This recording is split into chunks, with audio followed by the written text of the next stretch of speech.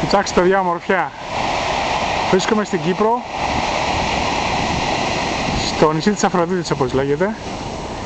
Αυτή τη στιγμή που λέτε είμαστε εδώ, κοντά στην Πάφο είναι αυτή η περιοχή. Εδώ λένε ότι γεννήθηκε η Αφροδίτη. Κοιτάξτε εδώ, ομορφιά.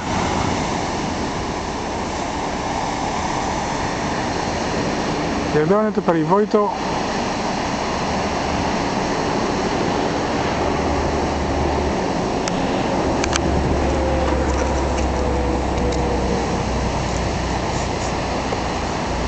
το οποίο αυτό η πέτρα που βλέπετε λέγεται η πέτρα του Ρωμιού.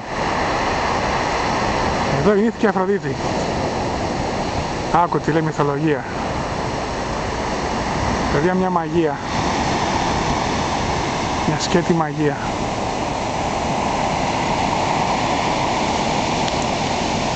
Πολύ ωραία.